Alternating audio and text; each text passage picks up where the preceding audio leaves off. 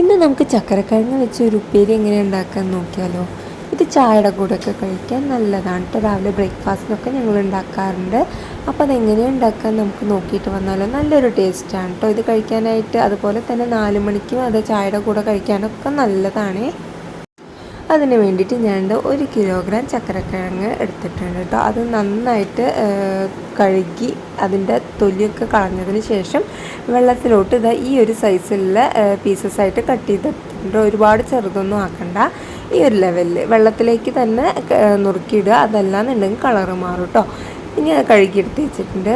പിന്നെ അതിലേക്ക് അത്യാവശ്യം വലിയൊരു സവാള, ഒരു 2-3 അല്ലി വെളുത്തുള്ളി, കുറച്ച് കറിവേപ്പിൻ്റെ ഇല ഇത്രയും എടുത്തിട്ടുണ്ട്.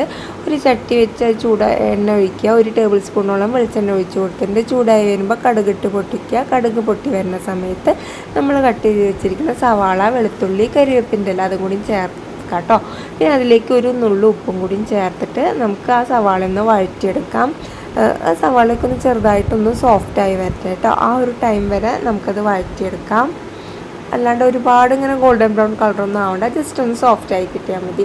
ഈ ഒരു സമയത്ത് നമുക്കതിലേക്ക് പൊടികൾ ചേർത്ത് കൊടുക്കാം. ഒരു 1/4 ടീസ്പൂൺ മഞ്ഞൾപ്പൊടി, ഒരു 1/2 ടീസ്പൂൺ എരിവുള്ള മുളക് പൊടി. ഈ ഒരു ടൈമിൽ നിങ്ങൾക്ക് വേണമെങ്കിൽ ഉണക്കമുളക് ചതച്ചും ചേർക്കാം കേട്ടോ. അതും നല്ല ടേസ്റ്റ് തന്നെയാണ്. ഞാനിപ്പോൾ മുളക് പൊടിയാണ് ഇട്ട് കൊടുക്കുന്നത്.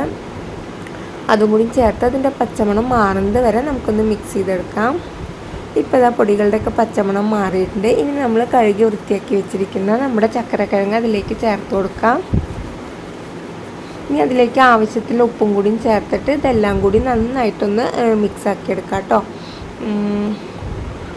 കണ്ടില്ലേ, ആ ഒരു സവാളയും മുളകും എല്ലാം എല്ലാ ഭാഗത്തും എത്തുന്ന രീതിയിൽ നമുക്കൊന്ന് മിക്സാക്കി എടുക്കാം.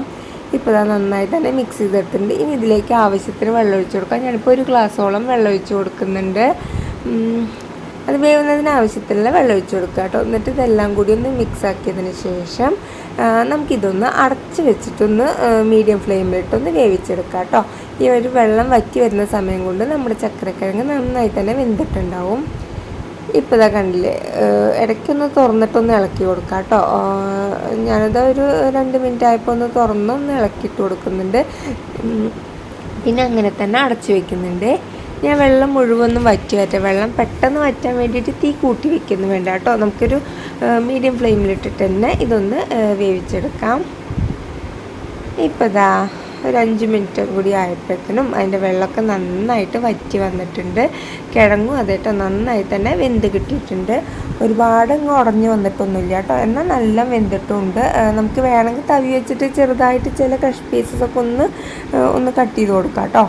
നന്നായി തന്നെ വെന്ത് കിട്ടിയിട്ടുണ്ട്. ഇനി ഇതിലേക്ക് ആവശ്യത്തിനുള്ള കറിവേപ്പിൻ്റെ ഇലയും കൂടി ചേർത്ത് കൊടുക്കാം.